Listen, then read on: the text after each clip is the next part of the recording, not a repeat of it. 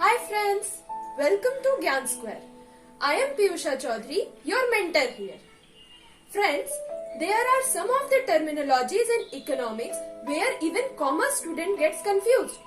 So today I will tell you about these terms like economy, economic activity and economics. और इसके concepts हम ऐसे clear करेंगे जैसे आपको पहले कभी नहीं किसी ने समझाया होगा. So stay tuned with us till the end and now let's begin. सबसे पहले हम जानते हैं इकोनॉमी का मतलब क्या है. What do you mean by economy? Economy is the area where production, consumption, trade and distribution of goods and services and supply of money takes place. Friends, ये एक ऐसा एरिया है, किसी भी कंट्री के बाउंड्री के अंदर की जगह है जहाँ पे production activities, consumption, trade, distribution, पैसे का लेन देन, ये सारी जो चीज़ें होती है, जो सारे ये एक्टिविटीज़ होते हैं, ये जो सारे काम होते हैं, ये जिस बाउंड्री के अंदर में होता है, उस बाउंड्री के अंदर की जगह को इकोनॉमी बोला जाता है. इसीलिए आपने नोटिस किया होगा कि हम हमेशा इंडियन इकोनॉमी बोलते हैं. मतलब हमारे इंडिया की जो बाउंड्री है, जो बाउंड्रीज बने हुए हैं, जो हमारे बॉर्डर्स हैं, उसके अंदर जो भी एक्टिविटीज़ होती है वो हमारे इंडियन इकोनॉमी में आती है. अब जानते हैं कि इकोनॉमिक एक्टिविटी का मतलब क्या होता है. द एक्शन और activity which includes production, consumption, distribution and involves exchange of money, goods and services is known as economic activity. हर वो कार्य, हर वो एक्शन, हर वो काम जो हम पैसा जनरेट करने के लिए, प्रोडक्शन करने के लिए, कंजम्पशन करने के लिए, चाहे वो गुड्स एंड सर्विसेज हो या पैसे से रिलेटेड हो, हर वो एक्टिविटी जो हम करते हैं ना, उसे इकोनॉमिक एक्टिविटी बोला जाता है. हम अपने डेली लाइफ में जितने भी काम करते हैं जिनसे हम पैसा या तो पाते हैं या खर्चा करते हैं, वो सारी हमारी इकोनॉमिक एक्टिविटी में आती है. This is why we call it as economic activity.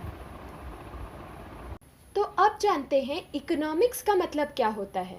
हमने जब भी बुक उठाई है वहाँ देखा है इकोनॉमिक्स एक सब्जेक्ट का नाम होता है, पर हमें पता नहीं है कि इकोनॉमिक्स क्या है. तो सबसे पहले तो देख लेते हैं कि इकोनॉमिक्स है क्या. The study of production, distribution and consumption of goods and services which includes how people will allocate scarce resources to fulfil their demand individually and collectively is known as economics. एक study है जहाँ पर हम production, consumption of goods and services को देखते हैं, पढ़ते हैं, उनके बारे में जानते हैं कि हम जैसे पर्सन, जो पीपल हैं, वो उसके ऊपर कैसे रिएक्ट करेंगे. स्केयर्स रिसोर्सेज है, रिसोर्सेज की कमी है. आपको पता है इतने रिसोर्सेज नहीं हैं कि सबके नीड्स एंड डिमांड्स फुलफिल हो सके. तो उन रिसोर्सेज की कमी, जो स्केयर्स रिसोर्सेज हैं, उनसे इंडिविजुअल या एग्रीगेशन में कैसे अपने डिमांड्स फुलफिल किए जाते हैं, उस स्टडी को, उस पढ़ाई को इकोनॉमिक्स बोला जाता है. अब आपको ये लग रहा होगा कि इंडिविजुअल और एग्रीगेट दोनों अलग अलग टर्म्स हैं. ये दोनों ही कैसे एक साथ अपने आप को सेटिस्फाई करेंगे, इनकी स्टडी एक साथ कैसे की जा सकती है. तो मैं यहाँ बता दूँ, इसीलिए आपने सुना है कि इकोनॉमिक्स के दो स्ट्रीम होते हैं, micro economics and macro economics. Micro economics deals with the individual sector, macro economics deals with the aggregate sector. आइए इनके बारे में भी थोड़ा जान लेते हैं. So let's know about what microeconomics means. Micro मतलब small, micro means small. तो microeconomics का definition जो है, this is why microeconomics is the branch of economics which focuses on the study of the behavior of individuals and firms in making decisions regarding the allocation of scarce resources and interacting among these individuals and firms. Micro economics economics की ऐसी branch है जहाँ पे हम इस पर study करते हैं कि एक इंडिविजुअल का बिहेवियर या एक इंडिविजुअल फर्म का बिहेवियर कैसा होगा, उसके डिसीजंस कैसे होंगे जब वो स्केयर्स रिसोर्सेज से अपने डिमांड्स, अपने नीड्स को फुलफिल करेगा, अपने आप को सेटिस्फाई करेगा. उस बिहेवियर के बारे में हम माइक्रो इकोनॉमिक्स में पढ़ते हैं।